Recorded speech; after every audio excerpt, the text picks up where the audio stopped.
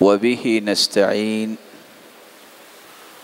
الصلاة والسلام على أشرف الأنبياء والسيد المرسلين وعلى آله وصحبه ومن تبعهم بإحسان إلى يوم الدين أما بعد فأعوذ بالله من الشيطان الرجيم وَلَقَدْ أَرْسَلْنَا رُسُلًا مِّن قَبْلِكَ وَجَعَلْنَا لَهُمْ أَزْوَاجًا وَذُرِّيَّةً۔ لائق ست تکریم سامعین مکرم، اللہ ذوالجلال ہم سب کے خالق و مالک اور رازق ہیں۔ وہی ذات قادر مطلق ہے، اس کا احسان عظیم ہے جس نے ہماری رشد و ہدایت کے لیے کائنات کی سب سے اعلیٰ، ارفع اور اسما ہستی محمد الرسول اللہ صلی اللہ علیہ وسلم کو بنا کے بھیجا، اور میرے اور آپ کے لیے دستور اور آئین قرآن مجید کو بنایا۔ قرآن مجید کا ایک ایک آرٹیکل انسانی زندگی کو روشن کر دیتا ہے۔ اس آیت میں اللہ ذوالجلال کا فرمان ہے کہ اے میرے محبوب، آپ سے پہلے جتنے بھی انبیاء آئے ہم نے ان کی شادیاں بھی کی اور انہیں اولاد سے بھی نوازا، اور خود رسول اللہ صلی اللہ علیہ وسلم کا فرمان ہے اربع من سنن المرسلین، 4 چیزیں 1,24,000 پیغمبروں کی مشترکہ سنت ہے۔ النکاح والطیب والسواک ووضع الیمین علی الشمال فی الصلاة۔ نکاح کرنا، خوشبو لگانا، مسواک کرنا، اور نماز کے اندر دائیں ہاتھ کو بائیں ہاتھ پہ رکھنا، یہ صرف ایک پیغمبر کی نہیں، 1,24,000 پیغمبروں کی مشترکہ سنت۔ جب یہ بات طے ہوئی کہ نکاح کرنا، شادی کرنا یہ انبیاء اور رسول کی سنت ہے، تو پھر اسے سنت کے مطابق ہی کرنا چاہیے۔ سنت کے مطابق نکاح کیسے کر سکتے ہیں؟ اس کا ایک پہلا فیز ہے جس کو ہم خطبہ کہتے ہیں، نسبت طے کرنا۔ رسول اللہ صلی اللہ علیہ وسلم نے تعلیمات کیا دی ہیں، اخف الخطبہ واعلن النکاح، نسبت اور انگیجمنٹ کو آپ چھپا کے کرو اور نکاح کو اعلانیہ کرو۔ یہاں ہی امت اس آسانی کے پہلو کو چھوڑ دیتی ہے۔ منگنی پہ ہی 4 10 ملین کے مقروض ہو جانا، یہ کوئی دانش مندی نہیں ہے۔ رسول اللہ صلی اللہ علیہ وسلم نے فرمایا تھا ان من یمن المرأة، کسی عورت کی برکت دیکھنی ہے تو وہ عورت بابرکت ہوگی، تیسیر خطبتها، جس کی نسبت جلدی طے ہو جائے، وتیسیر صداقها، جس کا مہر آسانی سے ادا ہو جائے، وتیسیر رحمها، جس کو اولاد اللہ ذوالجلال جلدی عطا کر دے۔ ہاں، کچھ لوگوں نے آج یہ سمجھ لیا، جس کو کتابیں لکھتی ہیں دبلۃ الیہود، یہودیوں کا انداز زندگی یہ تھا کہ وہ جب تک کوئی خاص قسم کی انگوٹھی بنا کر ہونے والی بیوی کی انگلی میں داخل نہ کرتے، اس وقت تک وہ کہتے نسبت پختہ نہیں ہوئی۔ یا کچھ آج لوگ یہ سمجھتے ہیں کہ اگر 100 یا 50 جوڑوں کا تبادلہ نہیں ہوگا تو شاید یہ نسبت پختہ نہیں ہوگی۔ رسول اللہ صلی اللہ علیہ وسلم نے اس طرح کی کوئی پابندی نہیں دی۔ نسبت کے بعد ایک دوسرا فیز آتا ہے، رسول اللہ صلی اللہ علیہ وسلم نے پیش کیا ہے نکاح کرنا، لیکن اس کی کچھ بنیادیں ہیں نسبت اور نکاح کی۔ بنیاد کیا ہونی چاہیے کہ نکاح کرنا ہے؟ یہ درخت کا پتا نہیں ہے کہ توڑ کے دے دو، یہ آپ فیوچر میں اپنی اولاد، اپنی نسل کی پلاننگ کر رہے ہیں۔ اس لیے رسول اللہ صلی اللہ علیہ وسلم نے فرمایا تنکح المرأة لأربعین، لوگ 4 چیزوں کو دیکھ کے شادی کرتے ہیں۔ کسی عورت کے ساتھ شادی ہوتی ہے تو 4 چیزوں کو دیکھ، لمالہا، کچھ لوگ مال و دولت کو دیکھ کے شادی کرتے ہیں، ولجمالہا، کچھ لوگ جمال کو دیکھ کے شادی کرتے ہیں، ولحسبہا، کچھ لوگ خاندان اور حسب و نسب کو دیکھ کے شادی کرتے ہیں، ولدینہا، اور کچھ لوگ دین کو دیکھ کے شادی کرتے ہیں۔ فاظفر بذات الدین تربت یداک، آپ کی ٹاپ پریورٹی یہ ہونی چاہیے دین۔ اگر دین نہیں تو یاد رکھیے گا یہ حسن بھی کام نہیں آئے گا، یہ مال بھی کام نہیں آئے گا، یہ حسب و نسب بھی کام نہیں آئے گا۔ جمال الوجہ ما قبح النفوس کقندیل علی قبر المجوس، ایک مجوسی کو آپ دفنا دیں، اس کی قبر کے باہر آپ لائٹنگ کریں جتنی چاہیں، کیا اس کو قبر میں کوئی فائدہ ہوگا؟ سیم اسی طرح جو مرد اور عورت نماز نہیں پڑھتے، ان کے عقائد میں خلل ہے، اسے اللہ اور اس کے رسول کی واقفیت نہیں ہے، دنیا جہان کا وہ خوبصورت ہو اس کا کوئی فائدہ نہیں ہے۔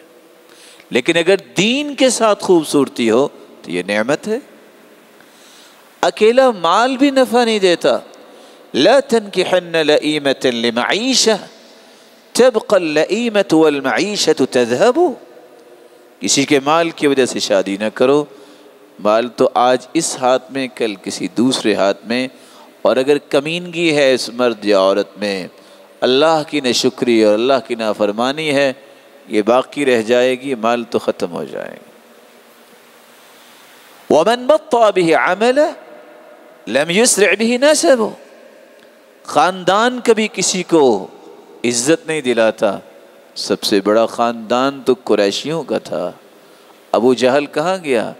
جہنم کے اندر۔ خاندان دیکھنا ہے تو دیکھیے، عبد الرحمن بن عوف کہہ رہے ہیں آج میرے لیے فخر ہے کہ میں اپنی بیٹی کا نکاح بلال سے کر رہا ہوں۔ یہ کالے رنگ کا بلال زمین پہ چلتا، اس کے قدموں کی آہٹ جنت میں سنائی دیتی۔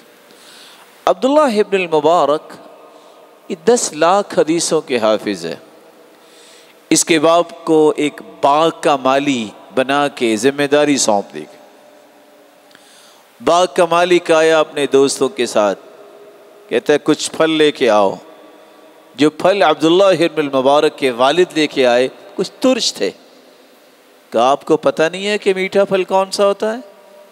کہا آپ نے مجھے اجازت ہی نہیں دی کہ میں دیکھوں، میری ذمہ داری تو باغ کی رکھوالی تھی، پھل کھانا نہیں تھا۔ تحقیق کی تو پتہ چلا واقعتاً اس نے جب سے آیا ہے ایک بھی پھل نہیں توڑا۔ بہت متاثر ہوا باغ کا مالک، کہتا اچھا میں آپ سے ایک مشورہ کرنا چاہتا ہوں، میری ایک بیٹی ہے جس کا میں نکاح کرنا چاہتا ہوں، مجھے مشورہ دے میں کس سے نکاح کروں؟ تو اس عبداللہ ابن المبارک کے باپ نے ایک تاریخی بات کہی جس حدیث کی روشنی میں پیش کرنا چاہتا ہوں۔ کہا سنو،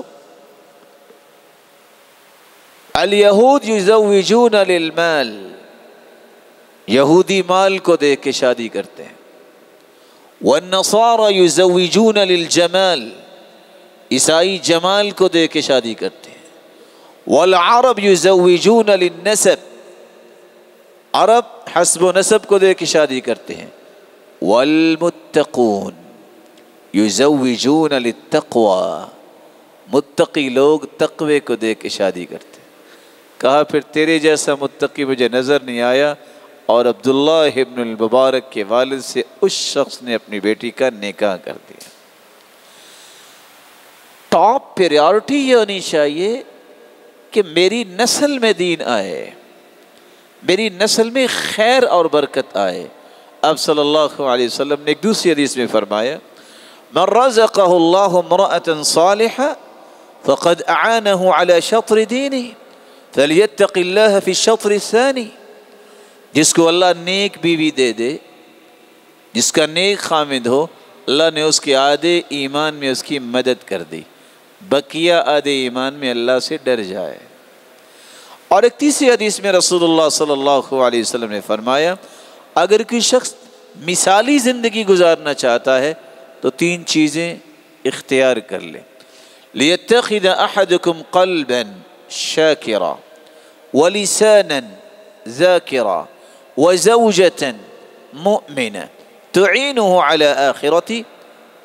زبان ایسی اختیار کرے جو اللہ کا ذکر کرنے والی ہو، دل ایسا بنائے جو اللہ کا شکر کرنے والا ہے، زندگی کا ساتھی ایسا تلاش کرے جو آخرت کے معاملے میں مددگار ثابت۔ اس لیے آپ صلی اللہ علیہ وسلم نے فرمایا الدنیا کلها متاع وخیر متاع الدنیا المرأة الصالحة۔ یہ دنیا ساری کی ساری مال و متاع ہے، لیکن کائنات کی سب سے مہنگی چیز نیک اور صالح عورت۔ اس لیے آپ صلی اللہ علیہ وسلم نے ایک 5ویں حدیث میں فرمایا حبب الی من دنیاکم، دنیا میں مجھے 3 چیزیں پسند ہیں، الطیب خوشبو، المرأة الصالحہ نیک اور صالح عورت، وجعلت قرۃ عینی فی الصلاۃ، اور نماز کو میری آنکھوں کی ٹھنڈک بنا دیا گیا۔ اس حدیث کی شرح لکھنے والے لکھتے ہیں جس گھر میں صالحہ عورت ہو، نماز کی پابند ہو، اور گھر میں خوشبو اور اچھی ترتیب بنانے والی ہو، اللہ نے گویا اس کے گھر میں ساری نعمتیں جمع کر دی۔ آپ صلی اللہ علیہ وسلم نے یہ بنیادیں بیان کی ہیں جس بنیاد پہ شادی کی پہلی اینٹ رکھتے ہیں۔ نکاح یہ دوسرا فیز ہے۔ لا نکاح الا بولی وشاہدی عدل، نکاح کرتے وقت ولی کی اجازت، والد کی اجازت کے بغیر اور 2 عادل گواہوں کی گواہی کے بغیر نکاح اسلام میں کنسیڈر نہیں ہوتا۔ بلکہ آپ صلی اللہ علیہ وسلم نے فرمایا ایما امرأۃ نکحت بغیر اذن ولیہا فنکاحها باطل باطل باطل۔ جو عورت ولی کی اجازت کے بغیر نکاح کرتی ہے اس کو ارینج میرج نہیں کہا جائے گا، یہ نکاح باطل ہے باطل ہے باطل ہے، کنسیڈر نہیں ہوگا۔ بلکہ ایک تیسری روایت میں فرمایا لا تزوج المرأة المرأة ولا تزوج المرأة نفسها فإن الزانية التي تزوج نفسها۔ کوئی عورت کسی عورت کا نکاح پڑھانے کی مجاز نہیں ہے، نہ کوئی عورت اپنا نکاح خود کروا سکتی ہے۔ جو ایسا کرے گی وہ شرعی اعتبار سے بدکار کنسیڈر ہوگی۔ ولی کی اجازت، 2 عادل گواہوں کی گواہی، اور مہر، کتنا مہر؟ استطاعت کے مطابق، کوئی قید نہیں ہے۔ آپ کے پاس مال و دولت ہے، وَآتَيْتُمْ إِحْدَاهُنَّ قِنْطَارًا، آپ چاہیں تو قنطار دے دیں۔ قنطار یہ کیا ہے؟ 150 kg سونا اگر آپ دینا چاہتے ہیں تو آپ کے پاس ہے تو دے دو، اور آپ کے پاس کچھ نہیں ہے، آپ قرآن کی چند صورتیں بھی پڑھا دیں گے، یہ بھی مہر بن جائے گا۔ صحابی آئے کہتے ہیں یا رسول اللہ صلی اللہ علیہ وسلم زوجنی، میری شادی کر دیجیے۔ فرمایا هل معك من القرآن شيء، قرآن کی صورتیں یاد ہیں؟ قال نعم لسور سماها، یہ صورتیں یاد ہیں۔ فرمایا ازوجك ما معك من القرآن، یہ صورتیں اپنی بیوی کو پڑھا دیجئے گا، یہی مہر ہے اور میں تیرا نکاح کرتا ہوں۔ رسول اللہ صلی اللہ علیہ وسلم نے ایک تیسرا فیز بھی بیان کیا ہے، شادی کرنے کے بعد ولیمہ کرنا چاہیے۔ عبد الرحمن ابن عوف رضی اللہ تعالی عنہ مدینہ کے اندر اور صحابہ کرام میں صف اول کے تاجر تھے۔ جب ان کی شادی ہوئی تو رسول اللہ صلی اللہ علیہ وسلم کا علم ہی نہیں تھا۔ آپ نے سوال کیا، ما ہی ایمن الخبر؟ عبد الرحمن خیر ہے؟ کہا میں نے نکاح کر لیا ہے۔ تو آپ نے ایک دعا دی جو نکاح کے بعد دعا دینی چاہیے، فرمایا بارک اللہ لک وبارک علیک وجمع بینکما فی خیر، اللہ تجھے برکتوں سے نوازے اور تم پر برکتوں کی برکھا برسائے اور تمہیں خیر اور برکت پہ جمع فرمائے۔ اولم ولو بشاۃ، تم ولیمہ کرنا، خواہ ایک بکری ہی کیوں نہ تم ذبح کرو۔ یہ تین ہی چیزیں ہیں جس کو اسلامی نکاح کہتے ہیں۔ اللہ سے دعا ہے اللہ تعالیٰ جو گھر بننے والا ہے اسے مثالی گھر بنائے اور خیر و برکت ان پر نازل فرمائے۔